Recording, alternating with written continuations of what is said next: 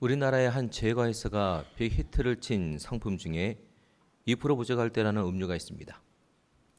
이 이름을 처음 들었을 때는요, 참 특이한 이름이다 그런 생각이 들었습니다. 어떻게 이런 이름을 붙이게 되었을까 그 이유를 살펴보니 매우 과학적이었습니다. 우리 인체의 70%가 수분입니다. 거기서 2% 부족할 때 사람들은 갈증을 느끼기 시작한답니다. 이런 의미입니다. 2% 부족할 때 갈증을 느끼기 시작할 때 우리 회사 음료수를 마시면 2%가 채워진다는 겁니다. 갈증이 해소된다는 겁니다. 우리가 느끼는 갈증에는 여러 종류가 있죠. 몸에서 갈증을 느낄 때 우리는 물을 찾습니다. 마음에서 갈증을 느끼면 사람이나 일을 찾습니다. 그렇다면 영이 느끼는 갈증의 경우는 어떻게 해결할 수 있는 겁니까? 믿음이 있든지 없든지 간에 우리 모두는 영적인 갈증과 영적인 배고픔을 느낍니다. 이런 영적인 갈증과 영적인 배고픔이 채워지지 않을 때 우리는 공허감을 느낍니다. 공허감이란 텅 빈 듯한 허전한 느낌을 말하지요.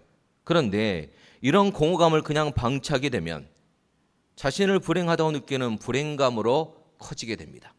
그러면 감정을 넘어서서 내 삶을 좀먹게 됩니다. 그래서 공허감을 현대인의 가장 크고 위험한 문제 감정으로 꼽기도 합니다. 공허감은 모든 사람들이 느끼는 감정입니다. 믿음이 있든지 없든지 간에 모든 사람이 느끼는 감정이죠. 사람들이 이 공허감을 이기기 위해서 뭔가로 채워서 극복하려고 합니다. 하지만 채워도 사라지지 않는 이 공허감 때문에 하루하루가 공허하다 토로하는 분들이 많습니다. 영화배우 소피아 로렌이 인터뷰 중에 이런 말을 했죠. 상도 많이 받았고 결혼도 했고 부족한 것이 없는데도 내 삶에는 결코 채워질 수 없는 공허가 있습니다. 모든 것을 다 가진 것 같은 소피아 로렌이 왜 이런 말을 했던 겁니까? 그 이유를 파스칼의 말에서 찾을 수 있습니다. 사람의 마음속에는 커다란 구멍이 뚫려 있습니다. 그 구멍은 세상적 쾌락이나 물질로 명예나 권세로 채울 수 없습니다. 그럴 경우 오히려 실망과 불만족과 허무만이 남게 됩니다. 밑빠진 덕에 물붓기라는 겁니다. 아무리 노력해도 채워지지 않아 여전히 공허하다는 거죠. 마음의 구멍이 뚫려 아무리 채워도 채워지지가 않는 거예요. 돈으로 아무리 채운다고 해도 허전합니다. 인기와 쾌락으로 채운다고 해도 공허합니다. 아무리 사람을 만나도 이 허전함을 채울 길이 없어요. 그렇다 보니 공허감으로 인해 낮은 자존감, 억압된 감정, 강박, 중독 등등에 사람들이 시달리게 되는 겁니다. 성도 여러분, 무엇이 문제입니까? 무엇이 문제입니까?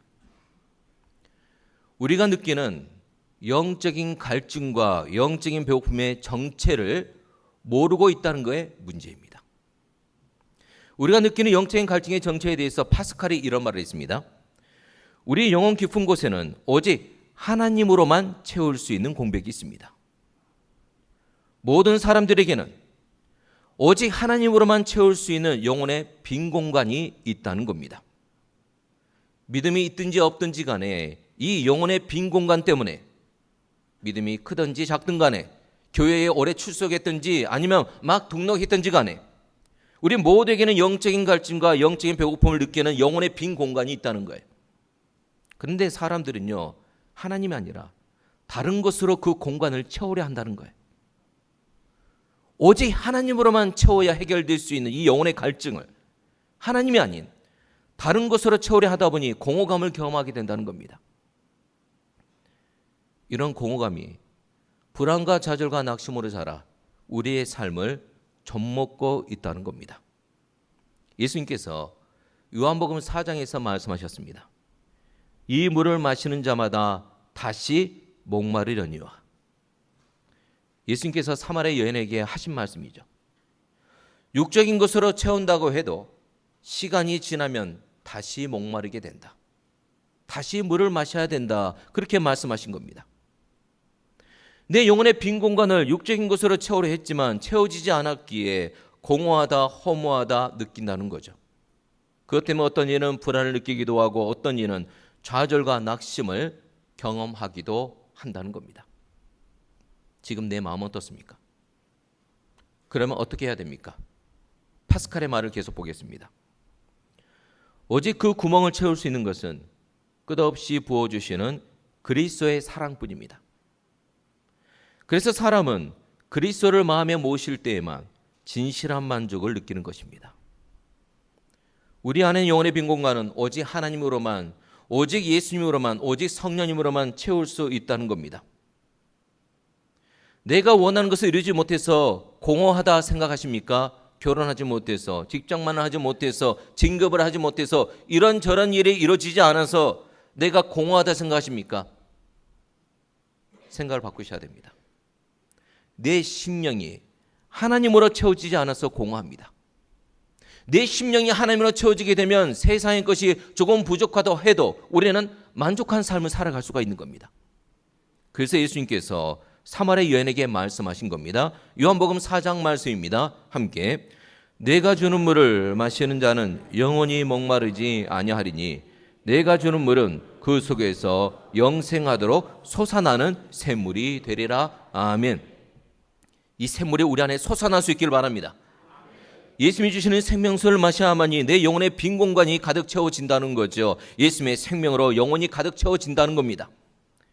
우리 영혼의 빈 공간이 이렇게 예수님으로 채워지게 되면 진정한 만족을 누리며 살아갈 수 있다는 겁니다. 지금은 만족해요. 하지만 비교하고 비교당하면서 우리의 이 만족이 사라지게 됩니다. 그때 빨리 예수 그리스도를 찾으시길 바랍니다. 빨리 우리 하나님을 찾으시길 바랍니다. 내 공간을 하나님으로 채워서 비교하고 비교당하지 말고 오직 하나님으로 인한 만족을 누릴 수 있기를 바랍니다. 마태복음 5장 6절 말씀을 함께 의에 줄이고 목마른 자는 복이 있나니 그들이 배부를 것이며. 아멘. 방금 봉독한 6절 말씀에 나오는 의라는 단어는 반드시 하나님과의 관계에서 이해해야 합니다. 이게 사람과의 관계에서 이해하면 오해가 됩니다. 하나님과의 관계에서 이해해야 됩니다. 의에 줄이고 목마르다는 것은 다시 말하면 하나님과의 관계를 간절히 원한다는 거예요. 하나님으로 내 영혼의 빈 공간이 채워지기를 갈망하고 있다는 겁니다. 사랑하는 성도 여러분, 우리 모두는 목마름과 배고픔을 느낍니다. 하지만 육에 속한 사람은 이 목마름과 배고픔을 육적인 것으로만 받아들입니다. 그래서 육적인 것으로만 목마름과 배고픔을 채우려 한다는 거예요. 그리스도인 중에도 그런 사람들이 있습니다. 그런 그리스도인들을 육적인 그리스도인이라고 합니다. 그들은 그리스도인들이지만 자신의 삶을 하나님으로 채우지 않고 세상의 것으로 채우며 사는 사람들이라는 겁니다. 그러면 목마름과 배고픔이 채워지지 않습니다. 예배를 드리면서도 하나님을 구하는 것이 아니라 결국 뭘 구하고 있다는 거예요? 육적인 것을 구하고 있다는 게 문제입니다. 6절 말씀에 나와 있는 그들이 배부를 것이며 이 복을 누리지 못한다는 겁니다. 그러니 그 삶에 만족이 없고 감사가 없는 겁니다. 6절 말씀입니다. 함께 의에 줄이고 목마른 자는 복이 있나니 그들이 배부를 것이며. 아멘. 6절 말씀에 나와 있는 그들이 배부를 것이며 이 복을 누리기 위해서는 어떻게 해야 합니까? 의에 줄이고 목마른 사람이 되어야 합니다. 영적인 목마름과 영적인 배고픔을 느껴야 한다는 겁니다. 하나님의 은혜를 구하고 하나님을 갈망해야 한다는 겁니다.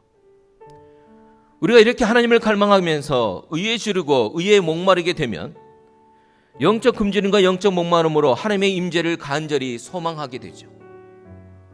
하나님이 주신 생명의 말씀을 사모하게 되고 그 음성에 귀를 기울이게 됩니다. 빠르게 변하는 세상 속에서 귀를 잃지 않고 오직 하나님 한 분만을 바라보게 된다는 겁니다. 사랑하는 성도 여러분, 어떻게 하나님을 갈망해야 합니까? 목마른 사슴처럼 하나님을 갈망할 수 있길 바랍니다. 함께 봉독할까요? 함께 하나님이시여 사슴이 시냇물을 갈망하듯이 내 영혼이 주를 갈망합니다. 아멘. 피가 더운 동물인 사슴은 갈증을 견디지 못합니다. 그래서 목이 마르면 물을 찾아서 금방이라도 죽을 듯이 달려갑니다. 이렇게 목마른 사슴처럼 하나님을 갈망해야만이 영적인 목마름과 영적인 배고픔이 채워집니다. 하나님이 주시는 진정한 만족을 누리게 된다는 거예요. 성도 여러분, 하나님의 은혜를 목마른 사슴처럼 갈망하면서 우리 함께 찬양하겠습니다. 목마른 사슴 신의 문을 찾아 헤매듯이. 아멘. 목마른 사슴 신의 문을 찾아 헤매이듯이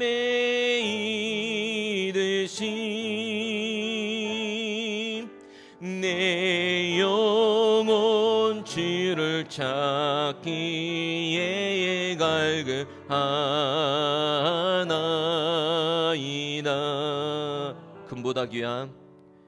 금보다 귀한 나의 주님, 내게 만족 주신 주, 당신만이 나의 기쁨 또한 나의 참. 오직 우리 주님만을 구하며 주님만이. 아멘. 주님만이 나의 힘, 나의 방패, 나의 참 소망, 나의 몸 정성 다 바쳐서 주님 경배합니다. 아멘. 저에게 설교학을 가르치셨던 교수님이 미국에서 목회하실 때 한 여인을 상담하게 되었습니다. 이 여인은 25년 동안 국제적인 창녀로 일한 여인이었습니다. 교수님이 이 여인에게 물었습니다. 왜 몸을 파는 직업을 선택했습니까? 이 여인의 대답입니다. 돈이 궁해서가 아니에요. 너무 외로워서요. 외로움을 덜고 싶어서 몸을 팔았습니다. 남자 품에 안겨서 사랑받을 때에는 외로움이 잊혀져 너무 좋았습니다. 하지만 그 유효기간은 매우 짧았습니다. 외로움은 다시 살아나 다른 남자를 찾아야만 했습니다. 요한복음 4장에 나오는 사마리아 여인도 채워도 채워지지 않는 공허한 마음을 갖고 있었지요. 여인은 채워지지 않는 목마름을 채우기에 여러 남자들을 만났습니다. 6번째 남자를 만나고 있었지만 여전히 목마름은 채워지지 않았고 여전히 그의 심령은 공허했습니다. 예수님께서 이 여인에게 다소 도발적인 질문을 하셨죠. 남자로 자신의 갈증을 채우고 있었던 여인에게 남편을 불러오라고 했습니다. 이 예수님의 질문에 여인은 어떻게 대답했습니까? 여자가 대답하여 이르되 나는 남편이 없나이다. 예수께서 이르시되 내가 남편이 없다 하는 말이 옳도다. 사마리아 여인의 대답은 이런 의미입니다. 남자는 있었지만 남편은 없었다는 거죠. 남자로 자신의 갈증이 채워지지 않았다, 그렇게 고백했던 겁니다.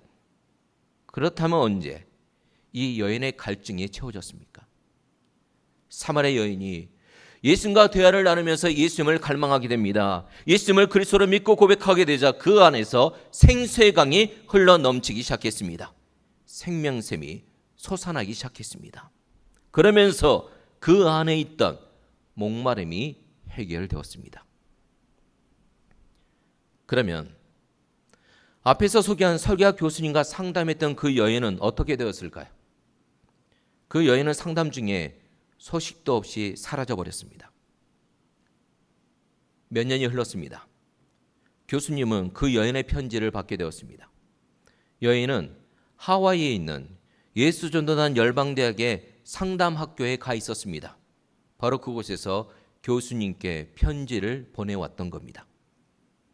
그 편지에서 여인은 교수님을 아버지라 부르면서 이렇게 사연을 전했습니다. 저는 어렸을 때 아버지와 계모에게 이루 말할 수 없는 상처를 받고 자랐습니다. 너무 외로워서 외로움을 덜고 싶어서 몸을 팔았습니다. 이곳에서 하나님 아버지의 사랑 경험하면서 과거의 상처로부터 회복되고 있습니다. 목사님과 상담하면서 제가 경험하지 못한 아버지의 사랑을 목사님을 통해 알게 되었습니다. 목사님을 아버지라고 부르고 싶습니다. 이 여인의 채워지지 않았던 외로움이 하나님 아버지의 사랑으로 채워지니 영적인 갈증이 해결되었던 겁니다. 사랑하는 성도 여러분, 영적인 것을 갈망해야 우리의 영적인 갈증이 해결됩니다. 하나님의 은혜로 만족을 누리게 된다는 거죠. 마태복음 5장 6절 말씀입니다. 함께 의에 줄이고 목마른 자는 복이 있나니 그들이 배부를 것이며. 아멘. 1907년에 평양에서 대부흥이 일어났습니다. 대부흥이 한창이던 1908년 1월 청주에서 열린 한 사경에 참석한 어느 한국인의 고백입니다. 하나님의 말씀에 나는 너무 줄이고 있습니다. 너무도 줄이고 있습니다. 나는 심오한 하나님의 말씀에 대해 너무 무지해 사경의 기간 동안에 체험을 받기 원합니다. 바로 이런 사람이 의에 줄이고 목마른 사람입니다. 하나님의 부흥은 우리를 의에 줄이고 목마른 사람이 되게 하지요. 우리에게 거룩한 갈망이 일어나게 한다는 겁니다. 구약의 역사는 약 10번 정도의 커다란 부흥을 징검다리로 해서 신약 시대로 이어졌습니다. 구약 시대에 일어났던 10번의 부흥 중에서 가장 강력한 부흥은 느헤미야 8장에 기록되어 있습니다. 이때가 가장 강력한 부흥이었습니다. 하나님께서 모든 사람의 역사하시자 모든 사람들의 마음에 영적인 갈망이 생겼습니다. 성도 여러분, 이게 하나님의 부흥입니다. 하나님의 부흥을 경험하는 교회가 되기 위해서 우리 모두에게 영적인 갈망이 일어날 수 있기를 바랍니다. 그렇다면 우리 안에 영적인 갈망이 일어나게 되면 우리 안에 어떤 변화가 일어나게 됩니까? 첫 번째, 영적인 갈망이 일어나면 시간을 드리게 됩니다. 느헤미야 8장 말씀입니다. 함께 에스라는 첫날부터 끝날까지 날마다 하나님의 율법책을 낭독하고 무리가 이랫동안 절기를 지키고 8째 날에 규례를 따라 성회를 열었느니라. 영적인 갈망이 일어나자 이스라엘 백성은 자발적으로 예배를 드린 데 시간을 들였지요. 모든 백성이 8일 동안 자신의 시간을 예배를 위해 드렸다는 겁니다. 어떤 분이 이런 말을 했습니다. 그리스도인이 변화되지 못하는 것은 결국 게으름 때문이다. 우리는 변화를 원합니다. 영적 성장을 원합니다. 하지만 게으르면 그저 갈망만으로 끝나고 맙니다. 게으름이 뭡니까? 내 시간과 노력을 들이지 않는다는 겁니다. 성도 여러분, 갈망과 시간이 합쳐져야만이 영적 성장을 경험하게 됩니다. 공짜는 없습니다. 하나님을 갈망만 하고 내 시간과 내 노력을 들이지 않는다면 영적인 성장을 경험할 수 없다는 거예요. 내 시간과 내 노력을 들이지 않는다면 그저 갈망만으로 끝나고 맙니다. 두 번째, 우리 안에 영적인 갈망이 일어나면 우리 안에 어떤 변화가 일어나게 됩니까? 영적인 갈망이 일어나면 말씀에 우선순위를 드리며 집중하게 됩니다. 느헤미야 8장에서 하나님의 부흥이 일어나고 영적인 갈망이 사람들 안에 일어나게 되자 우선순위가 바뀌었습니다. 사람들이 말씀에 집중했습니다.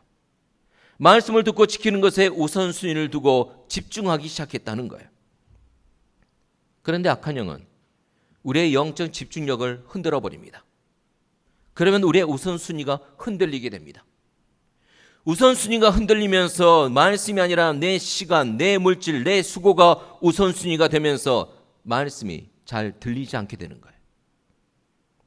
그러면 영적으로 넘어지고 말고 영적으로 패배하게 됩니다. 우리의 영적 집중력을 흔들어버리는 악한 영의 공격에 우리는 어떻게 대응해야 합니까? 에베소서 6장 말씀에 승리의 비결이 나와 있습니다. 함께 그런즉 서서 진리로 너희 허리띠를 띠고, 허리띠를 띠시길 바랍니다. 진리로 말합니다. 허리띠를 띈다는 것은 한 가지에 집중한다는 겁니다. 예배에 오직 하나님을 집중할 수 있길 바랍니다. 진리로 허리띠를 띠라. 진리의 말씀으로 영적으로 집중하라는 겁니다. 말씀으로 하나님께 영적으로 집중하라는 겁니다. 이렇게 영적으로 집중하게 되면 우리는 결국 승리하게 됩니다. 세 번째, 우리 안에 영적인 갈망이 일어나면 우리 안에 어떤 변화가 일어나게 됩니까?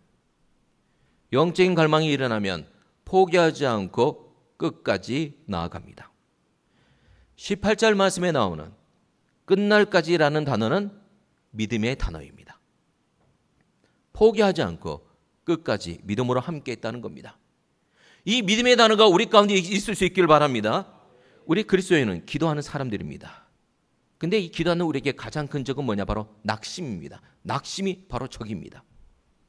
누가복음 18장 말씀에서 우리 예수님이 말씀하셨습니다. 함께 예수께서 그들에게 항상 기도하고 낙심하지 말아야 할 것을 비유로 말씀하여.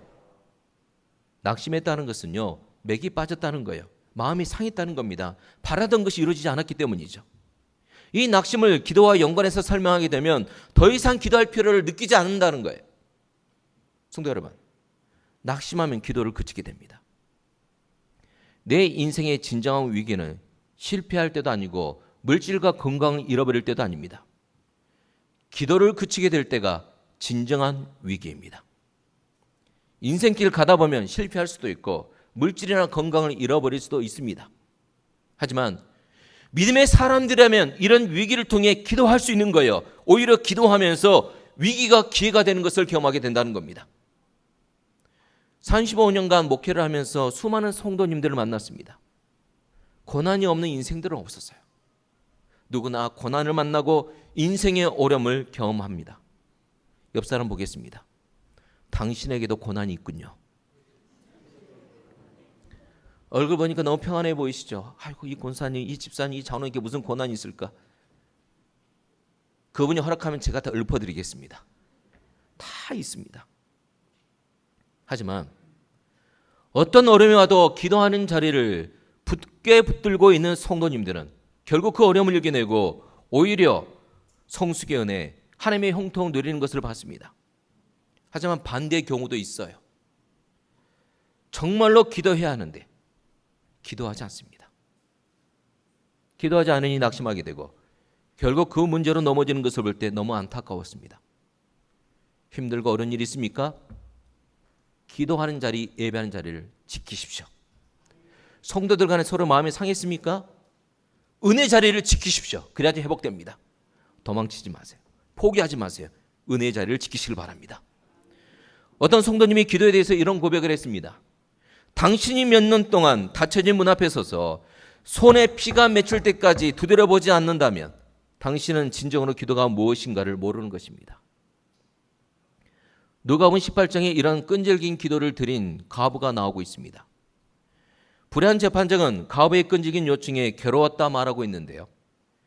이 가부가 나를 번거롭게 하니 내가 그 원한을 풀어주리라. 그렇지 않으면 늘 와서 나를 괴롭게 하리라 하였느니라. 나를 괴롭게 하리라. 이 말씀을 보다 자세히 설명해 드릴까요? 가부가 하도 주먹으로 재판장에 두드리니까 마치 주먹으로 자기 얼굴을 막 때리니까 얼굴에 멍이 든 것 같다는 거예요. 너무 괴롭다는 겁니다. 끈질긴 기도를 드리라는 거예요. 이 끈질긴 기도에 대해서 기도의 사람 바운주가 이런 말을 했습니다. 아무 음성도 들리지 않는데 끈질기게 기도하며 기다리기란 쉽지 않습니다. 그러나 하나님이 응답하실 때까지 기다려야 합니다. 기도의 응답의 기쁨은 산통을 견딘 어머니의 기쁨이며 사슬을 벗고 새로운 삶과 자유를 얻은 노예의 기쁨입니다. 마태복음 7장 말씀을 함께 구하라 그리하면 너에게 주실 것이요 찾으라 그리하면 찾아낼 것이요 문을 두드리라 그리하면 너에게 열릴 것이니 아멘. 이 말씀에 기도의 3단계가 나와 있죠. 구하라, 찾으라, 두드리라. 그런데 많은 경우 구하라에 멈춰버립니다. 그래서 응답을 받지 못하는 거예요. 성도 여러분, 구하라에서 찾으라까지, 찾으라에서 두드리라까지 나아갈 수 있기를 바랍니다. 이를 위해서 필요한 것이 인내입니다. 끈질긴 기도입니다. 사랑하는 성도 여러분, 포기하지 않고 끈질기게 끝까지 하나님이 주시는 응답을 받을 때까지 기도할 수 있기를 바랍니다. 어떻게 하면 이렇게 끝까지 기도할 수 있을까요? 참는다고 되는 게 아니에요. 우리 안에 갈망이 넘쳐나야 됩니다. 하나님에 대한 갈망이 넘쳐나야 되고 하나님이 주시는 은혜에 대한 갈망이 넘쳐나야 됩니다. 이 영적인 갈망이 끈질긴 기도의 동력이 되는 겁니다. 앞에서 대부흥이 한창이던 1908년 1월 청주에서 열린 한 사경에 참석한 의에 줄이고 목마른 사람의 고백을 소개해 드렸죠. 하나님의 말씀에 나는 너무 줄이고 있습니다. 너무도 줄이고 있습니다. 나는 심오한 하나님의 말씀에 대해 너무 무지해 사경의 기간 동안에 체험을 받기 원합니다. 성도 여러분, 이 사람은 어떻게 되었을까요? 성령 충만과 말씀 충만을 경험했습니다. 하나님의 양식으로 체험을 받았습니다. 바로 거룩한 배부름을 경험한 겁니다. 6절 말씀입니다. 함께 의에 줄이고 목마른 자는 복이 있나니 그들이 배부를 것이며. 사는 성도 여러분, 우리가 하나님을 갈망하면 하나님은 우리를 만족해 하십니다. 믿으십니까? 우리 헬미교회 성도님들 중에 영혼육의 한계선 앞에서 씨름하고 계신 분들이 많습니다. 야곱은 약복강가에서 자신의 문제로 씨름하고 있었습니다.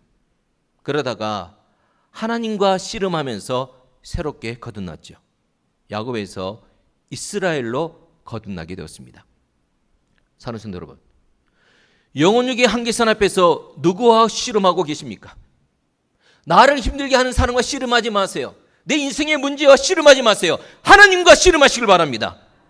하나님을 갈망하면서 기도하라는 겁니다. 이렇게 하나님을 갈망하면서 하나님과 씨름하면서 기도하는 성도에게 하나님께서 약속해 주십니다. 의에 줄이고 목마른 자는 복이 있나니 그들이 배부를 것이며. 하나님이 주시는 만족을 누리게 된다는 겁니다. 그런데 우리의 문제는 하나님과 씨름하지 않는다는 겁니다. 하나님을 갈망하지 않는다는 거예요. 의에 줄이고 목마르지 않는다는 겁니다. 어떤 제자가 스승에게 매일 같은 질문을 했습니다. 어떻게 하면 하나님을 만날 수 있습니까? 그 질문에 스승은 매일 똑같은 대답을 했죠. 갈망함으로써 하나님을 만날 수 있다. 제자는 매일 똑같은 스승의 대답에 답답해서 이렇게 말했습니다. 저는 하나님을 갈망하고 있는데 왜 저는 하나님을 만나지 못합니까? 하루는 스승과 함께 목욕을 하고 있는데 이 스승이 갑자기 제자의 머리를 물속에 밀어넣고 꽉 눌러버리는 거예요. 물 아래에서 숨이 막힌 제자는 죽음의 문턱까지 갔다 와서야 겨우 풀려났습니다. 스승의 이 행동에 당황한 제자에게 스승이 이렇게 말했습니다. 갈망이란 뭔가를 숨막힐 정도로 찾는 것을 말한다. 이렇게 하나님을 숨막히도록 간절하게 찾는다면 반드시 하나님을 만나게 된다. 사랑하는 성도 여러분, 하나님을 갈망하고 계십니까? 숨막히도록 내 목숨을 걸어 하나님을 갈망할 수 있기를 바랍니다. 그러면 하나님의 임재를 이용하면서 진정한 만족을 누리게 됩니다. 오늘 선포된 말씀 붙잡고 자리에서 일어나 함께 찬양하겠습니다.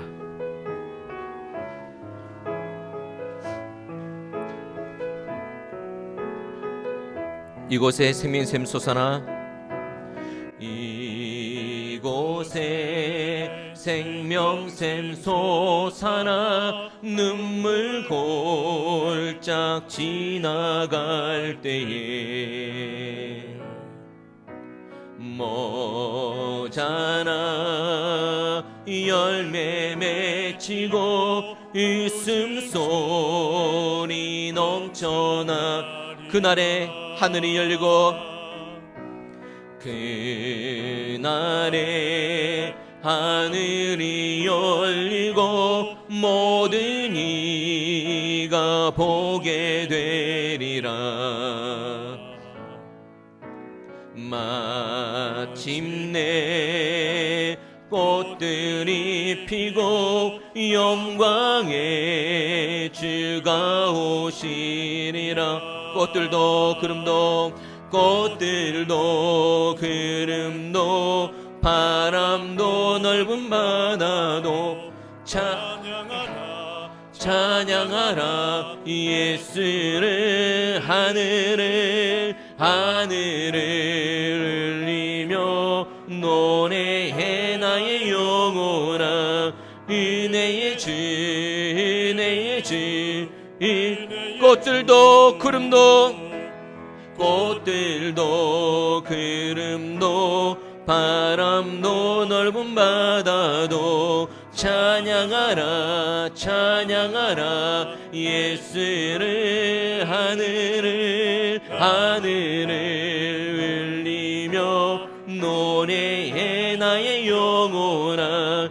은혜의 주, 은혜의 주, 은혜의 아멘.